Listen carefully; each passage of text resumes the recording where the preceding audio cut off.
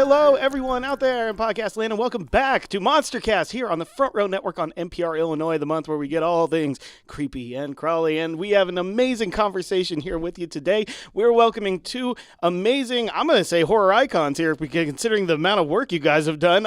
Let's go with Dacre Stoker. Thank you so much for being here with us today, Dacre. Well, you're so welcome. I mean, this is the Stoker time of the year. You know, as the great grand-nephew, Bram Stoker, this is when we pile it on. This is when we bring out all the good stuff. So it's really I'm happy to be here during the spooky season with you guys. Absolutely. This is my time of year, so I love having my people around me. Also here with us, you might have heard him on Front Row Network show Grey 17, Chris McAuley. Chris, thank you for being here. Well, thanks for having me, Jeremy. Yeah, it's great to be here. Yes, I'm a regular at Grey 17. Yeah, I know. It's a great show. What Scott and all of them have built over there. I love listening to it every week. Love your appearances on there. So, yeah, let's see if we can have an equal amount of fun this time. But I just want to start off kind of just real basics here in case people haven't heard of you guys before. Just some introductions about who you are and just kind of like the interesting stuff here we're going to talk about today. Dacre, why don't you start us off there? Because obviously people know the last name.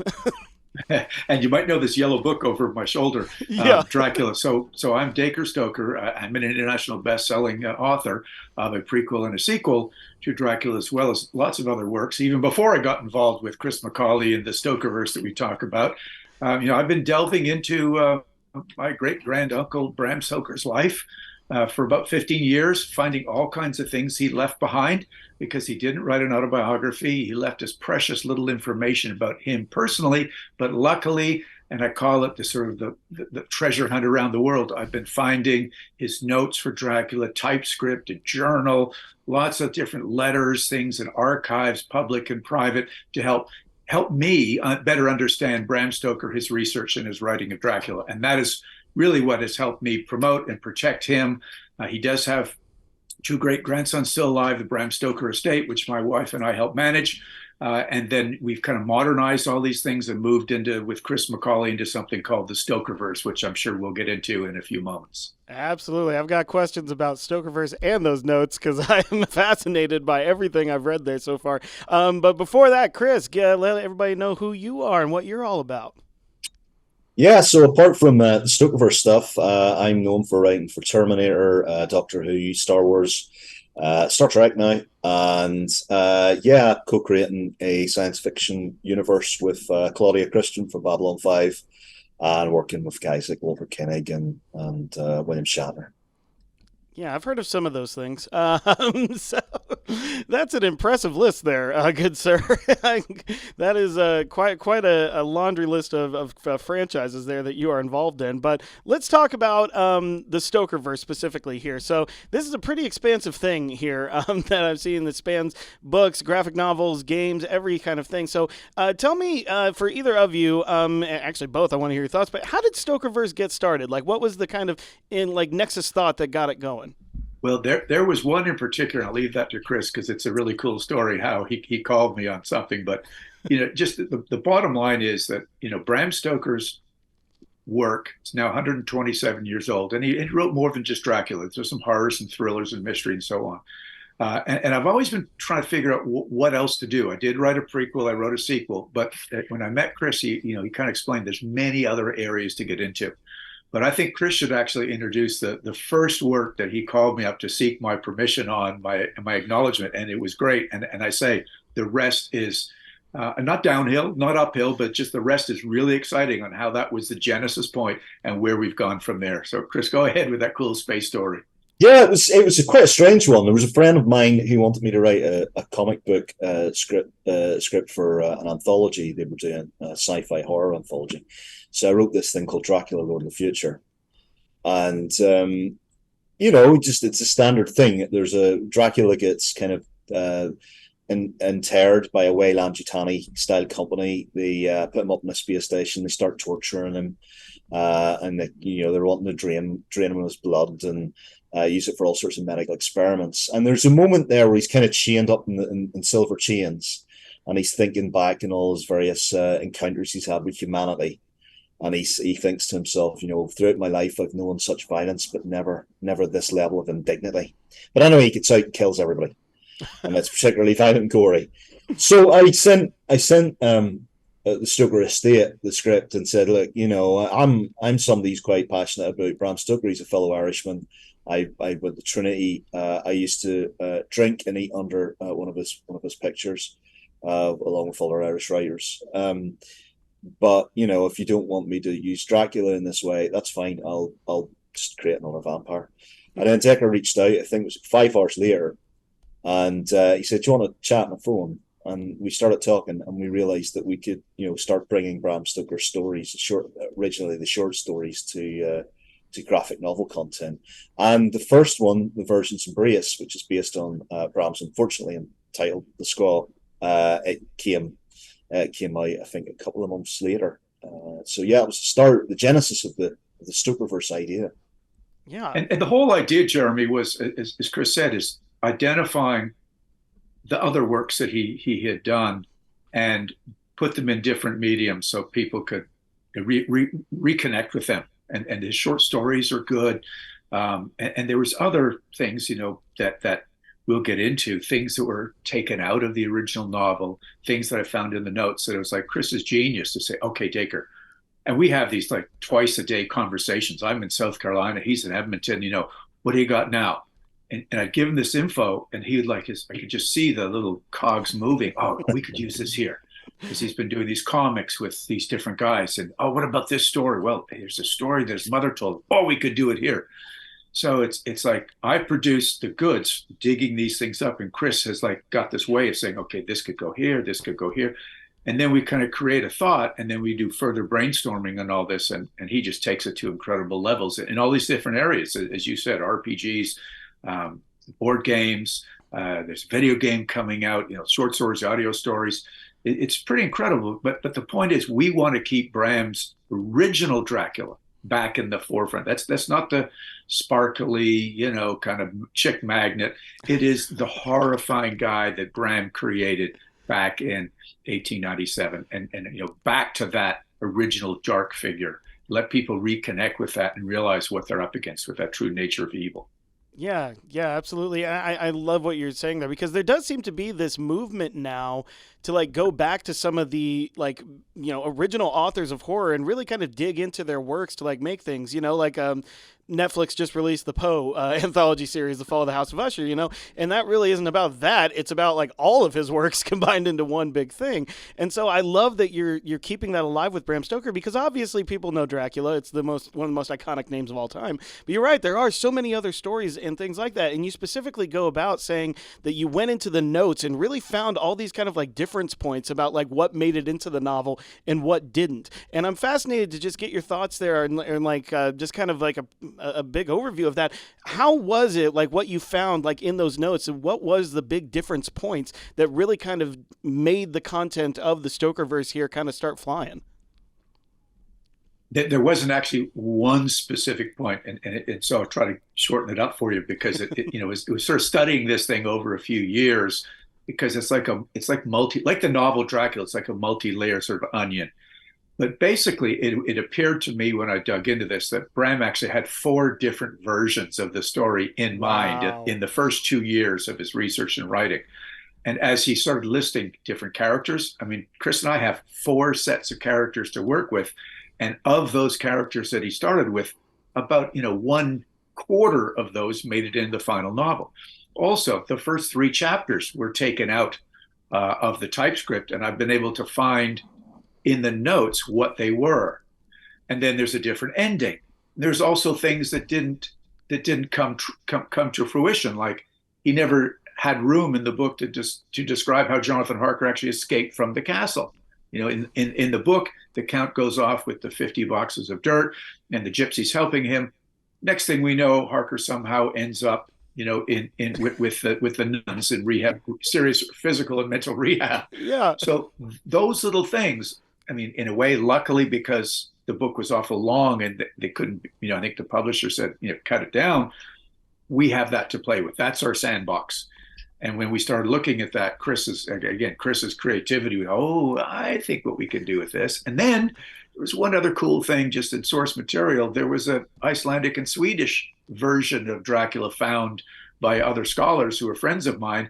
And we're still trying to figure out how much of a hand Bram had in that, but that gave us a plethora of other things to consider and use in there because, it is under the name Dracula. And I assume that, Bram did have a hand in it until we find otherwise. So Chris and I, more toys in the sandbox. Yeah, exactly there. Well, Chris, talk to me a little bit about like obviously there's such a huge legacy that goes into, trying to extrapolate the works of something like Dracula. I mean, again, it's so iconic. Obviously it's been done so many times in media. I mean, just this past year, The Last Voyage of the Demeter came out, and that was, I thought a really cool movie in terms of like something we don't get to see in the novel. That's a cool story there. But like you're playing in this big sandbox, you've got all this stuff, but do you feel like this pressure, like to kind of really live up to the legacy of what Bram did here in Dracula? How do you kind of deal with that in your creative process? Well, there's nobody can write like Bram Stoker. I mean, essentially, it's that you've got to start with the reality. It's not. I don't feel pressure that I have to write in the same manner or the same style or the epistolary style. I'm writing in my style. I'm writing in how I'm doing it. But I'm looking at at Bram's work and thinking, along with Dacre, we're both thinking, okay, well, what would Bram have done? What would have been something that he would have done in this universe, if he had been allowed to continue on in various different genres or different media. The Dracula that I've seen in the book is vicious, narcissistic, totally evil, a predatory mastermind. He's not coming to London for a booty call. He's not coming because he cares about these women. It's nothing. That's absolute nonsense. And that's something that Hollywood has projected on because they mistakenly believe that they could not film the real version of Dracula in its entirety, and that's a mistake. And Dacre and I will prove that that's a mistake, because Dracula is really filmable. The original Dracula, the original character is captivating, and the sense of heroism as well. We always focus on Dracula, which is fair enough because he's a very powerful character. Yeah. But I love looking at the characters of the heroes, right? I love looking at Harker, for example. So like, Dacre and I talk about Jonathan Harker. We don't see him as this sort of weak, sort of cuck milksop individual at all. This is a guy who escapes Dracula's castle. Mm. This is a guy that witnesses sheer horror. I mean, I talk about this quite a lot, but the one scene that kind of defines it is when Dracula's with the three weird sisters, and he throws the bag with the baby in it, and the women lift the baby and tear the baby apart like a piece of KFC chicken. And Harker's watching this. He's in bed. He's in this kind of delirium.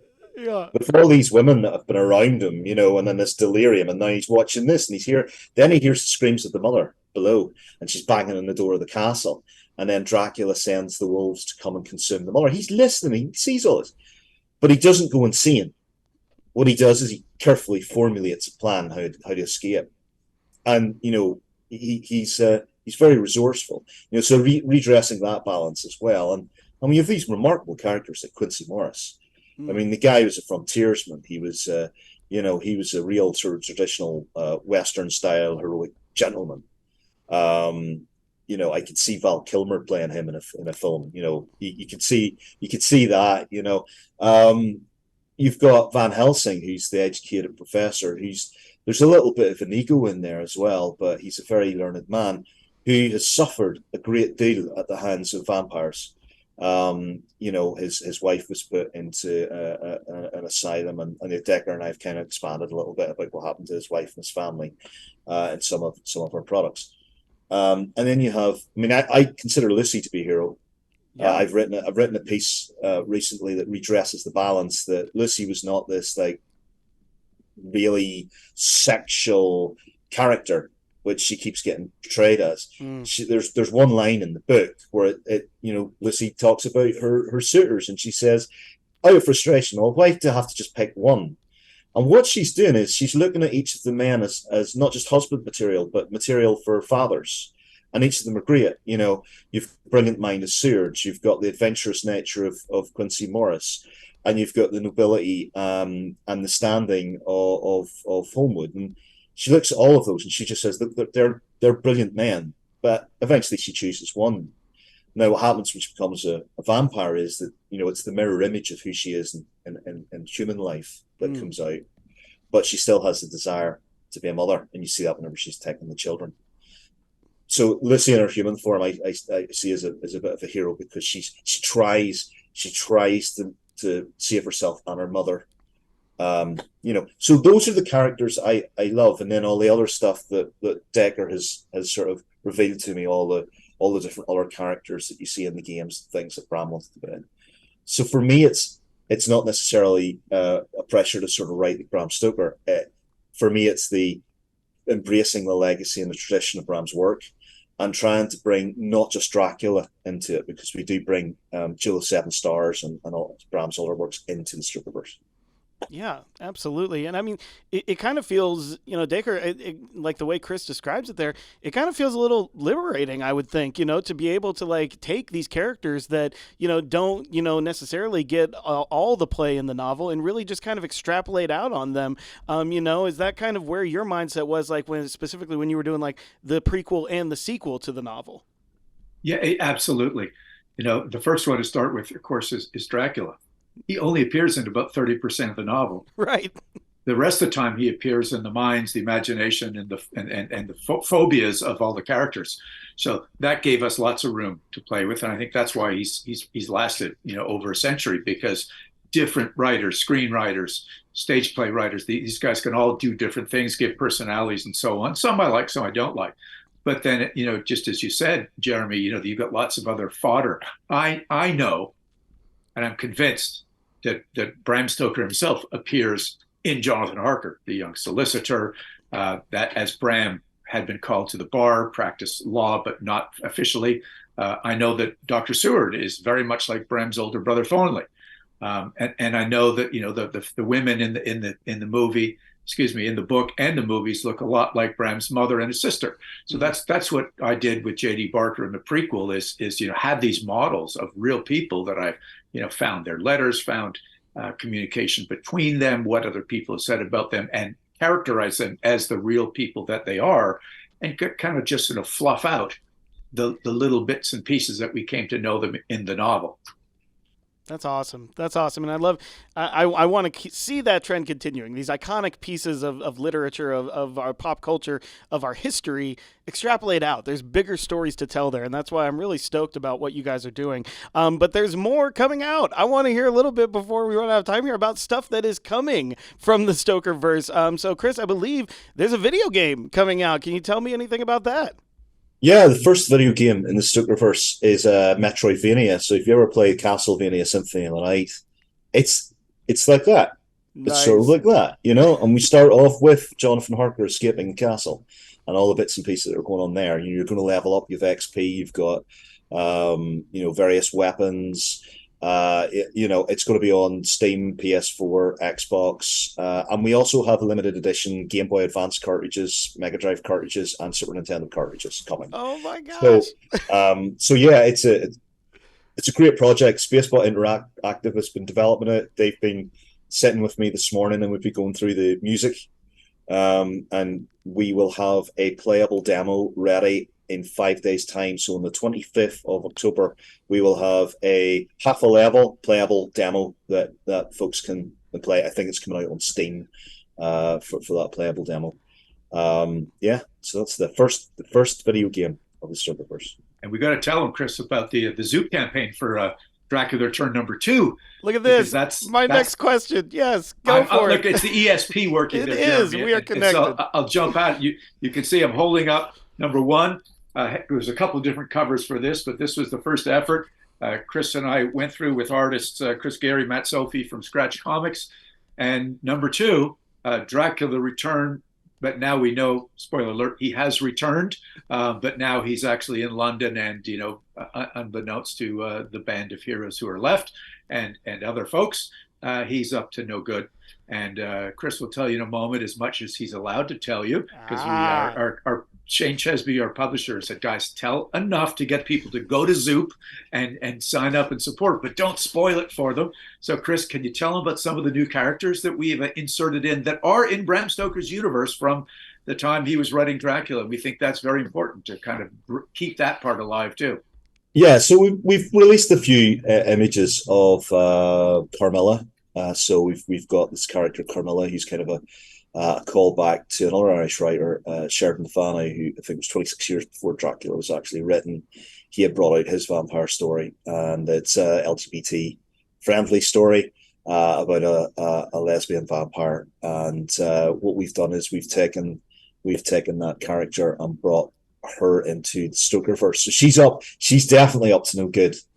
And she's in working around London society, and she's every bit as bloody as her uncle. You know, she's quite violent. One of the pages, if you go to our Zoop campaign and look at one of the pages, you'll see how violent she is. We've also got, I suppose I could tell you a little bit about this one. So there's a second side strip that Dacre and I wrote, and it reveals possibly who the real Dracula is. So not Vlad the III, but somebody that Bram Stoker knew. Bram claimed that Dracula was a true story. He said it was a very real and present danger. I believe that's the case. And Dacre and I have been uncovering that, and we've put that into a little side strip that's going to be illustrated by David Hitchcock. And then finally, for anybody who's lifted the Dracula RPG, they will know that we have all sorts of creatures in the StokerVerse, not just Drac. And it's just over Dacre's shoulder there, a StokerVerse RPG. Beautifully illustrated by Clint Langley, who Warhammer fans and 2080 fans will know very well. We have werewolves. We have zombies. We have Frankenstein's creature. We have Jekyll and Hyde. We have a series of Dickensian characters that we've Stokerfied, such as Miss Havisham from Great Expectations. She's actually a zombie. She's a zombie that's waiting for her husband for a very long time. So we have all these kind of characters that we've brought into the StokerVerse. So one of the stories features Jekyll and Hyde, Frankenstein's creature, a werewolf, Van Helsing, and Sherlock Holmes. And the reason we brought Sherlock Holmes in there is that Arthur Conan Doyle was friends with Bram Stoker. Actually, very close friends. And, with the time I have left, I'll just say this. One of the coolest things that I found was a letter that Conan Doyle sent Bram. Bram had sent him a first edition of Dracula. It's like, say, what do you think of this? And he sent him back a letter congratulating him on it. And he said, it is the best novel of diablerie I have read in a long time. I love the old man, and the women are very convincing. So, he gave thumbs up. These guys were very close. That is awesome, guys. I cannot wait to see all of this. Also, we've got a video game channel on our network here, so we are going to, if you've got that demo, that's all they do. They play the demos, and we'll get that out there as well. And, of course, you mentioned the campaign for the new novel. We will, of course, put that on the screen, put that in the notes and in the postings and everything. Go there, support it, everyone. You're going to want it. Before we get out of here, it's Halloween season. I got to get some horror film recommendations from you guys because you live in this world all the time. So, Dacre, why don't you start us? Horror film recommendations for October. Come on, hit us up with them. Listen, I got to tell you, Last Voyage of the Demeter is so faithful to Bram's book, and it's so ticked off that it came out in August, not October. I know. But if you want to get into the real vibe, it is such a good throwback movie to original sort of horror story. That's the great one. The Coppola 92 version of Dracula is not faithful to the book, but still a heck of a good movie. And I also have to say the BBC Netflix co-production with Claes Bang. It's again very different, reimagined. I'm okay with reimagining. I mean, Chris and I do that in the StokerVerse. So who am I? So we've been our top three to kind of get into the vibe of the Halloween season. Yeah, cannot co-sign Voyage of the Demeter enough. That film is really awesome. The vibe, the performances, everything. Chris, what about you? What are you watching this October? Here's the strange thing. I don't watch horror films, but I can tell you, I like some things that people would say were in the horror genre. So like Saw, people think that Saw is a horror film. I see it more as a criminal procedural. It's damn good. It's up there with Seven for me. I love the character of John Kramer. I've watched the first three films. I haven't watched any more of them. Let me see what else. I think I'm pronouncing this right. I think it's the Bukowski tapes or Bukowski tapes. It's found footage. Tapes. Yeah. Very chilling. Very. All about a serial killer, all about that sort of. See, for me, that's terrifying because that really could have happened. It's very plausible. It's based on like the BTK killer and all those kind of things. And one that would be in the horror genre would be Hellraiser. I like the original, actually the first two Hellraiser films. I think are fantastic. I think Clive Barker is an incredible writer. He would be somebody that I would look up to in horror fiction. Oh, absolutely, absolutely, and I definitely co-sign. You know what you're saying there. The new Saw 10 is perhaps the best since the original. So I will tell you that it really gets into the character of John Kramer a lot. So if you haven't seen that, really get there for that one because it Tobin Bell award-worthy performance in that film. So, guys, this has been so amazing. Dacre, Chris, like, I love getting to hear more about the StokerVerse, the new stuff coming out. Guys, go support the campaign for the new novel. Go play the demo when the video game comes out, and just go and do all the StokerVerse stuff. But everyone, that is going to do it, and I just want to once again thank you, Dacre. Thank you, Chris, for taking some time with us today. Yeah, check out. I think Chris just finished working on our website just earlier today, StokerVerse.com. It's got all that kind of information on the stuff we just talked about. And my wife and I run BramStokerEstate.com. Got all kinds of other information about Bram and the rest of the Stoker family if you want more info. But thanks for having me, Jeremy. Yeah, thanks very much, Jeremy. Pleasure.